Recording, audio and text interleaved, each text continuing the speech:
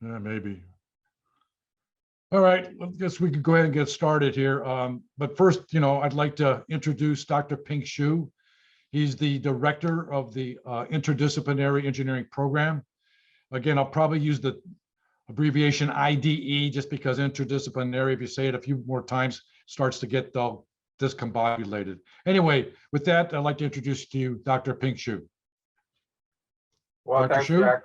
Yes, well, welcome. We have Spencer and Yin. So I welcome you to our session. Our program is Interdisciplinary Engineering. You can probably guess what our program is about just by the name. In a way that our program is like a superset of all the programs, all engineering programs, and include business or any major in science. So by superset, I mean that all their courses can be used in constructing your own plant. So this is a really a very unique feature of our program. We believe that this will really serve the students in the most focused way. So if you have some idea of what you want to do in the future, and it doesn't fit that traditional department very well, we're the department for you. So I'll let Professor Waraki to give the presentation for the session. Jack? Thanks, Dr. Shue. Well, first of all, I'm really happy to say I've been part of this program since its inception. There was a program called General Engineering Program. You might have been familiar with that, those of you who are considered transfer students. But as of fall 21, we have an interdisciplinary engineering program. And by the way, some of the major prestigious engineering universities, educational institutions also have an IDE program. So we're kind of unique in terms of California State University. I believe we are the only college of engineering that offers this program right now. So again, on behalf of Dr. Shue and myself, Jack Warecki, welcome. So let me talk to you a little bit about the program. So as Professor Shue just mentioned, again, it's very unique. And why is it so unique? Because it's customized, and it's customized for your engineering career that you decide you want to pursue. So the fact that it's customized means that you have a lot of decisions in terms of what classes you need to take to achieve that goal. And again, interdisciplinary, because again, it's more broadly focused, a specific traditional engineering major. It goes across majors. And the reason for that, if you look at the technology that's out there, or growing, if you will, it does require engineering discipline beyond the traditional type, the specific type of major. So in many cases, again, when you're building a product or service or process, you're not necessarily looking for a chemical engineer or electrical engineer. You might be looking for, hey, I just need someone who has the skills of an engineer, has the foundation, if you will, in terms of both the knowledge as well as the skill set. So if you look at the program, again, like I said, it's customized based on your engineering career goal. But what's really cool about the engineering program versus other programs, you can also get a minor. And it doesn't have to be necessarily engineering. It could be, and we recommend, in a non-engineering program as part of the 120 units that you need in order to graduate at San Jose State University. So that combination of having it customized, specific for your career goal, and also be able to get a minor, for example, as part of the 120 units, make this really a very unique program at San Jose State University, the College of Engineering. So a couple of things. And a lot of times that when I'm sharing this presentation with other students, I'll tell them, go and check the traditional the current top recruiting firms, LinkedIn, ZipRecruiter, Indeed, Glassdoor.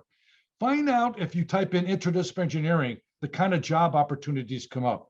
And by the way, it doesn't have to be interdisciplinary engineering, it could be multidisciplinary, integrated, even general engineering. But if you were to type those in, you'll see a number of different employment opportunities for that particular discipline. So it also could help you understand, hey, there are jobs out there that I want to be an engineer, And these are jobs that need an engineer, but they don't need a traditional engineering major. So some of the examples I have listed on the left side, whether project or engineering management, again, that supports the foundation that we try to create in terms of a broad focus in terms of engineering. Quality engineer, test engineer, astronaut, believe it or not, the federal agency, the federal government, if you will, is one of the biggest hires of interdisciplinary and general engineering students. And again, an astronaut, the qualification is having a general engineering, interdisciplinary engineering degree, consistent with that, but there are more. Now, I passed on the one that says patent attorney, because that seems to raise eyebrows. When you say, wait a minute, being a lawyer, what's that got to do with being an engineer? Well, it turns out it's a lot got to do with the engineer. So a patent attorney, in fact, you don't even have to become an attorney to actually take advantage of working with the legal counsel for companies associated with them, because they need engineers to review patent applications or trademarks, intellectual property rights, things like that. They don't necessarily have that skill set in their legal firm, so they require engineering. And just as an example of that, last summer, NVIDIA, which is a major graphics processor, those of you that are heavy game users, if you will, you probably understand or know NVIDIA really well, because again, they're considered probably the leaders in graphics processing. But again, on LinkedIn, they're looking for just even an engineering intern to help their legal department. So it's an example of that. And as I mentioned, you don't have to become a lawyer, a patent attorney. You can become what's called a patent or even a patent specialist after getting an engineering degree and working with a legal firm. Because again, they need engineers as part of evaluating, like I said, applications and so forth. Anyway, so getting a Bachelor of Science degree in interdisciplinary engineering, again, it's intended for students that have strong skills in math and sciences, very similar to all the other engineering majors. Look again, what are the basics of engineering? It's the math and science that you learn, if you will. So flexible curriculum, that's where again, differs again in terms of traditional majors. First 2 years, very similar, okay? The math, the physics that you normally take. Again, there are some exceptions, but by and large, first 2 years is very similar to all the other engineering majors. That's how you build your skills and your knowledge foundation. Flexible curriculum, as I mentioned, again, you get to choose a number of different electives based on your career goal. And again, we encourage minor degrees as part of it, especially in a non-engineering discipline. And I'll talk about more of that in a second.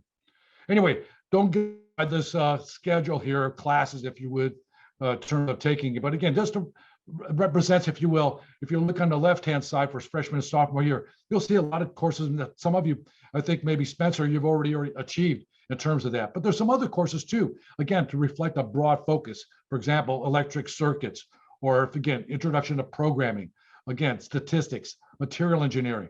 All these, again, present itself in terms of a more broadly focused education.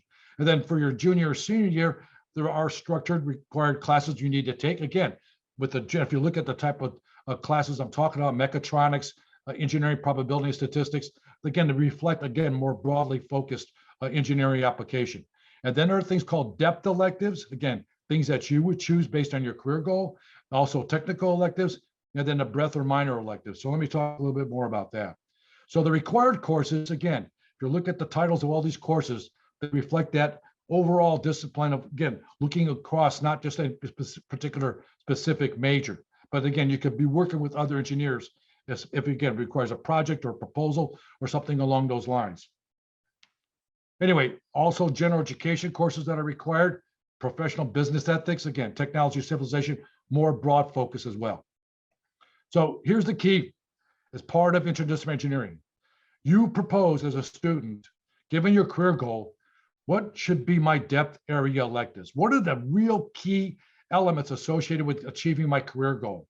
So generally, it's going to be a 4-course set in some type of engineering majors, in some type of engineering discipline, or it could even be in some type of STEM area like physics or mathematics.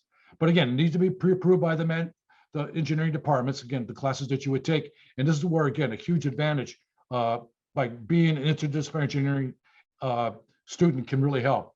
There are technical electives as well. Again, some of the courses that you might need, for example, to achieve the minor, you might use those technical electives to get that minor in case you don't have them, especially if you're looking at a non-engineering minor. In other words, when you're starting out the first couple of years in engineering, you don't necessarily think about taking business classes. But if you decide in a part of a career goal, hey, that you feel there's a business aspect that having a minor, for example, would really make you more competitive in terms of the engineering market out there, in terms of opportunity, that's where, again, you could help yourself. The breadth electives, again, if it's not a minor, again, it doesn't have to be engineering or science, but again, it should be sometime maybe a STEM or business type program. But again, we highly recommend getting a minor program as part of the 120 units. And generally speaking, getting a minor is about 12 units. But again, all of this is incorporated as part of the 120 units that you would need to have to get a degree, bachelor's degree, for example, in IDE. So what are some of those depth area electives? Now, when I say pre-approved by the department, it's important to know that in the past, when we had the program titled General Engineering, there weren't any pre-approved program or courses by each of the departments. A student would have to go and beg a request from an instructor of a particular upper division class. I need to get into electrical engineering 118 or civil engineering 131, whatever it might be. Most of the time, upper division courses are really primarily for those majors. In other words, the prerequisite, you have to be not only the courses that you need to take, but you have to be in that major to begin with.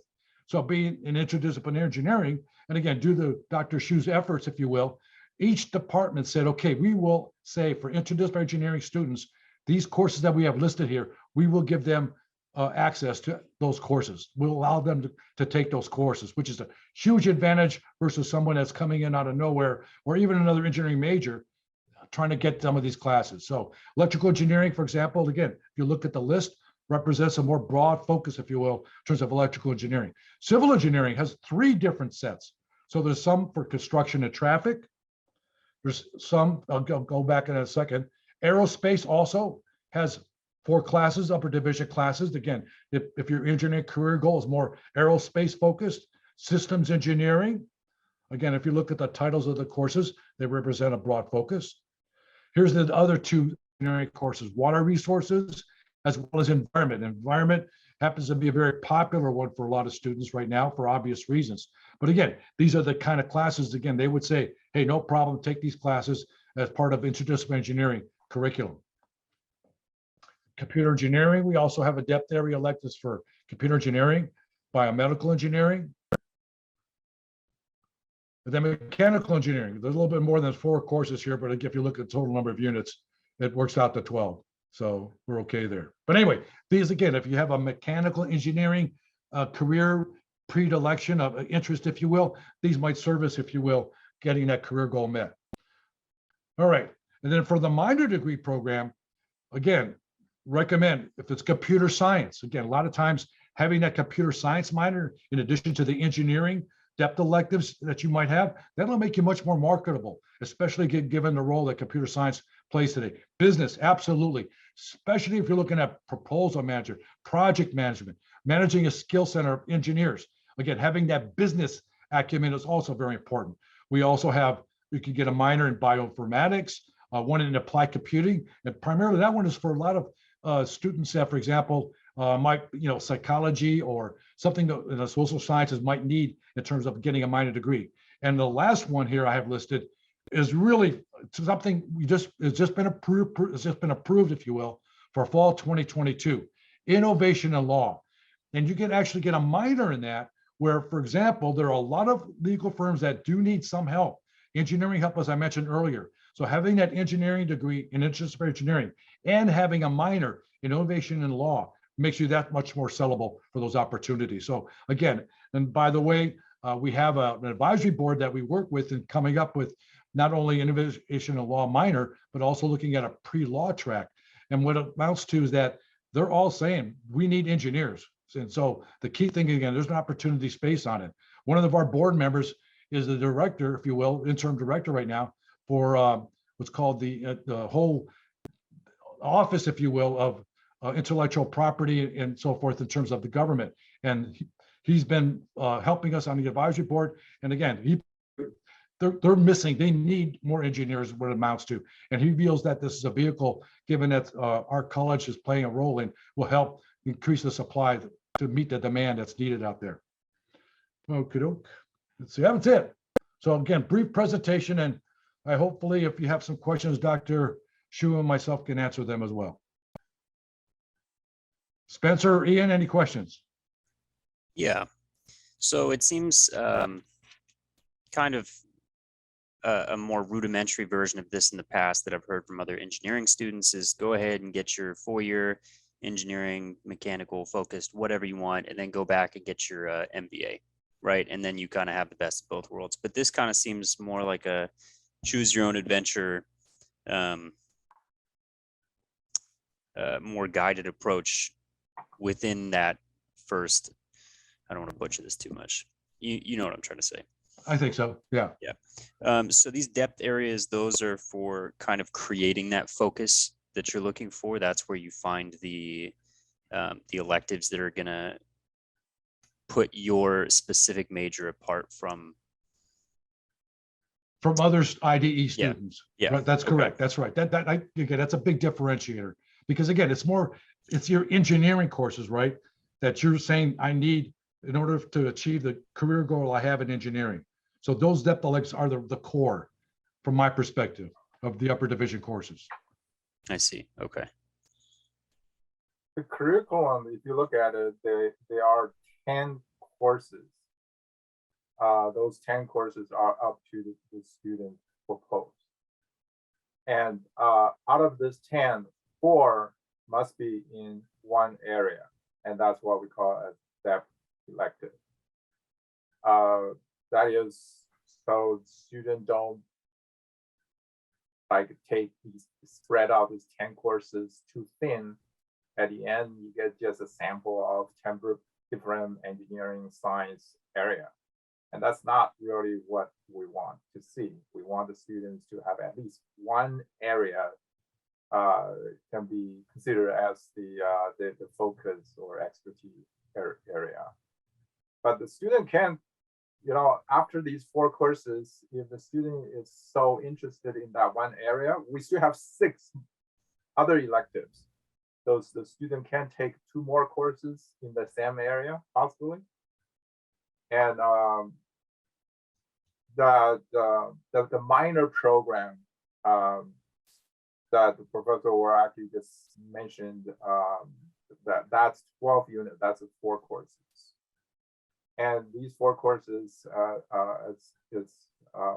they are actually part of our degree program. So say if you go to aerospace and you're interested in getting a minor in business, well, guess what? You're going to take 132 units at least, perhaps more.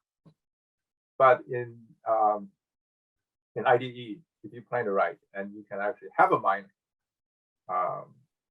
and with the BS IDE within 120 units.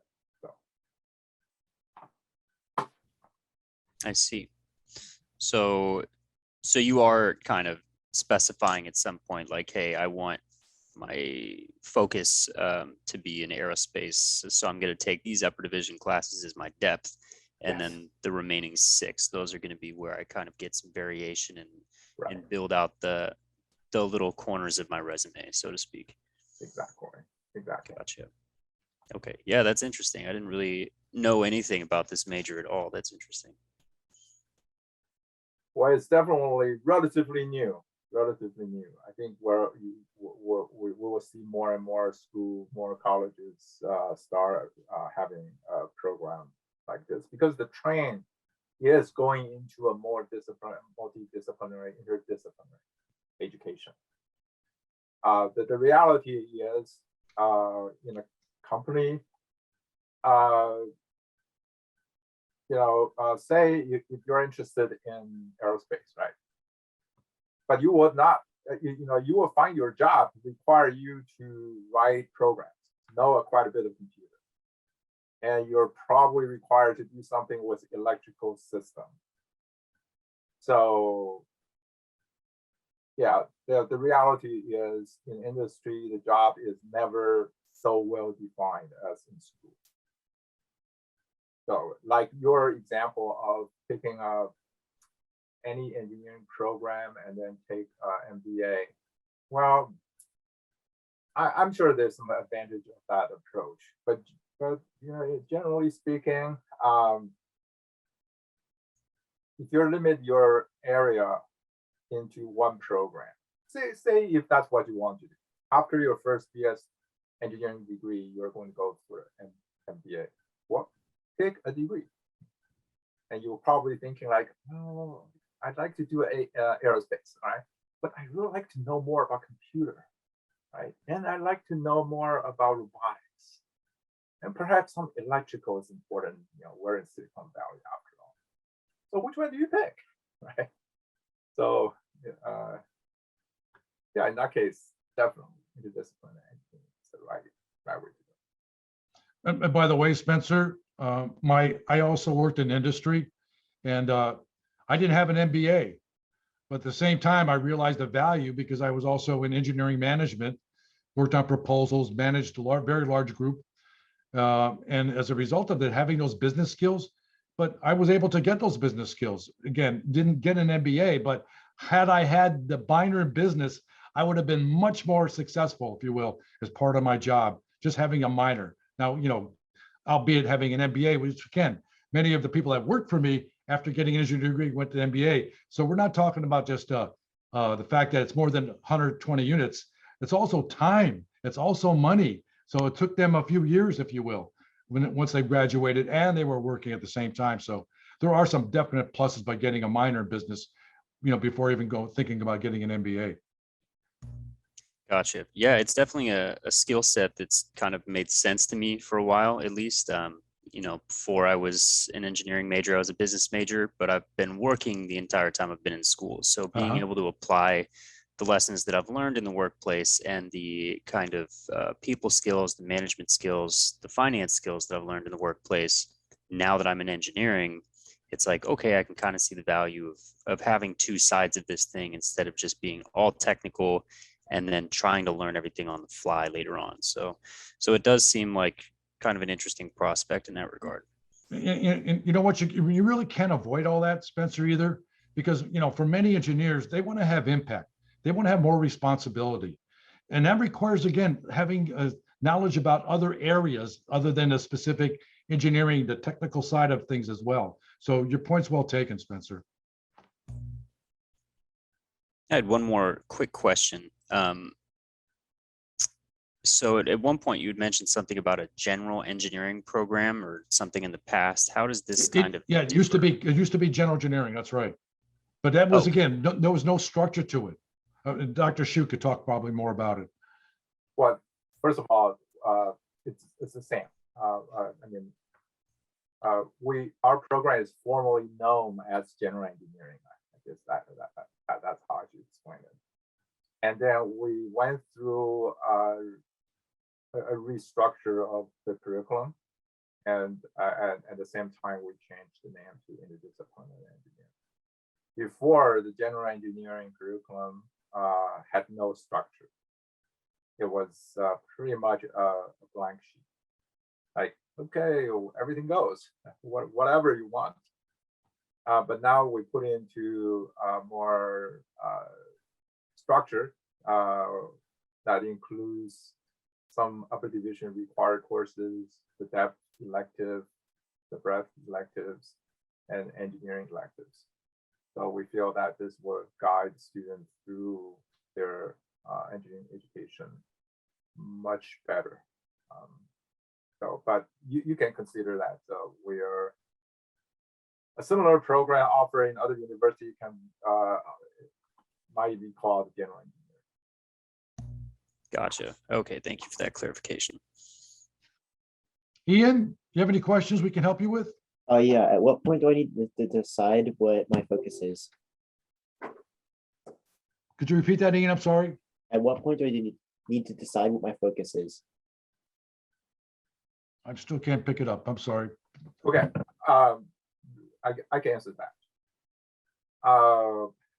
Could you repeat the question? At what points do I need to decide what my focus is? Oh, what point? For the depth electives, Ian? Yes. Well, again, my question to you is, what engineering career do you have aspirations for? I haven't really decided that yet. Okay. So No, that kind of, the question was when can the student decide? When would the student decide? so generally speaking, because I do advising, the first year, okay, but generally the sophomore year, that first semester, you probably start to need to have a really good idea about what your plan is for your depth electives. And we also offer, for example, what we call a major course proposal, where you would identify those depth electives and so forth. And again, Dr. Shu and myself would, of course, approve it. But the key thing is that, again, generally the first semester, sophomore year, that's when you would really need to nail it down. Got it.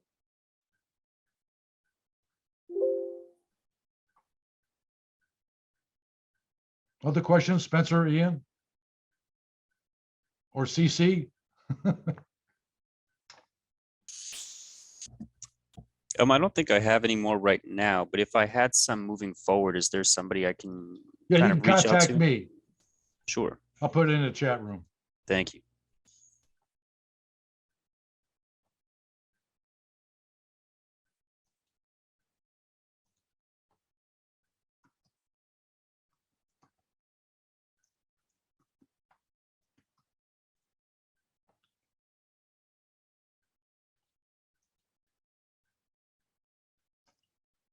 Any more questions that we can help you with?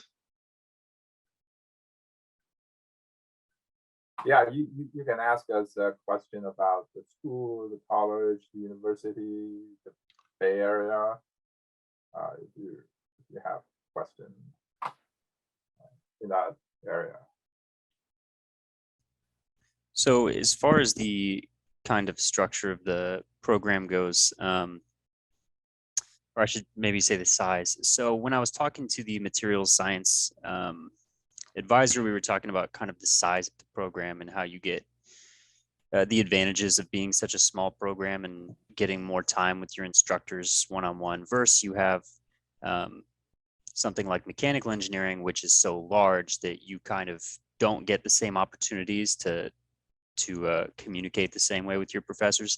Being interdisciplinary, I guess you guys don't really have as much of professors that just teach inside that program as much as like, okay, you're going to go over here to do your depth electives and you're going to go over here to do your general stuff. So I guess depending on what your depth is, that would kind of determine the size of your peer group, right? Yep. Yeah, I think that's a pretty fair statement, and that's a very good observation. Yeah. Like, yeah, my home department is electrical engineering. So if you are interested in electrical engineering as your depth area, then sure, I can be your major main advisor. We have faculty member in electrical and in computer engineering. But if you're interested in, well, let's say aerospace, we don't have any faculty member in our programs in that area. In which case, you're right, and then we would have to rely on our colleagues in that department to guide you in that area. And I'm sure they will be very happy to do that. Of course, yeah. Great, okay.